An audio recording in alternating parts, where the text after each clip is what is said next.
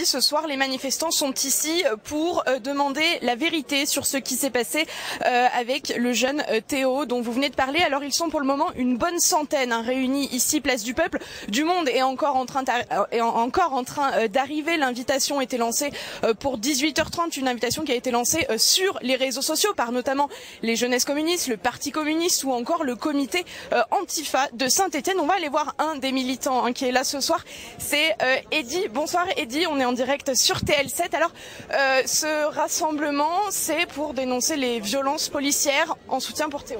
C'est ça, et pas qu'en soutien pour Théo, en soutien aussi pour Adama, pour réclamer la justice par rapport à toutes les histoires policières, parce qu'il y en a beaucoup. Il y a l'histoire du Mohamed au Chambon-Feugerolles, il y a de ça quelques années, il y a Zied Bouna, et on est en train de se rendre compte que petit à petit, la police, en fait, elle bénéficie d'une impunité totale.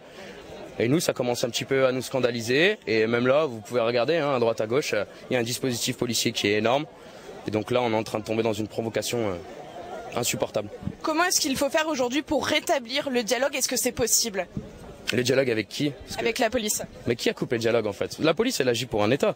Et c'est en ça qu'il y a une certaine différence. C'est que la police, elle suit les ordres, elle suit les directives. On est en train de se rendre compte depuis même le début du mouvement contre la loi travail que concrètement, en fait, ça devient particulièrement difficile de pouvoir exprimer n'importe quoi. On est en train de se rendre compte aussi que à travers l'affaire Théo, à travers toutes les autres affaires, que la police elle agit comme elle veut et que globalement elle est jamais condamnée.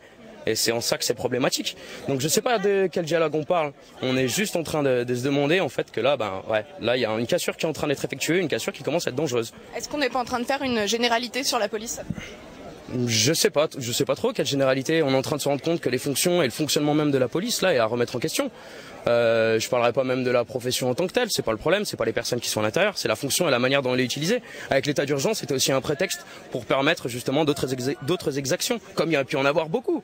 À la loi travail, ne serait-ce qu'à Saint-Étienne, on a quand même une vingtaine de procès en cours. Oula, on est en train de se diriger vers un État ultra sécuritaire. Et nous, ça nous correspond pas et ça commence à nous énerver. C'est le message que vous allez faire passer ce soir. Merci beaucoup. Eddy, vous le voyez Marianne, ici sur la place du Peuple, il y a énormément de panneaux, de banderoles, justice pour Théo, pour Adama et puis pour Zied et Bouna, ces deux jeunes qui sont morts en 2005 pendant une course-poursuite. Je suis aussi avec Mourad qui est venu témoigner pour son cas personnel. Bonsoir, que vous est-il arrivé?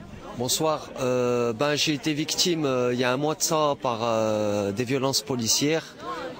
J'ai filmé un contrôle de police qui avait dégénéré par rapport à un couple et le fait que je filmais, un policier m'a bousculé volontairement et m'a cassé 5 côtes. Donc vous vous sentez totalement concerné par cette affaire Théo? Tout à fait. Et là, j'ai toujours pas vu de médecin légiste. J'ai eu beaucoup de mal à me faire entendre. Là, j'ai un examen médical qui dit que j'ai 5 côtes cassées et j'ai toujours pas de réponse. On me rejette à chaque fois que je vais voir un avocat ou comme ça, je suis rejeté. Et là, j'essaie de faire appel à des témoins pour faire valoir ma bonne foi dans cette affaire. Très bien, merci beaucoup Mourad pour votre témoignage. Voilà Marianne, ce qu'on peut dire sur cette manifestation. En tout cas, dans l'affaire Théo, il y a eu du nouveau mardi. Une enquête de l'IGPN a été ouverte suite au témoignage de Mohamed. Mohamed, c'est un proche de Théo qui affirme avoir été frappé lui aussi par des policiers et 3 des policiers mis en examen dans l'affaire Théo seraient concernés par cette affaire.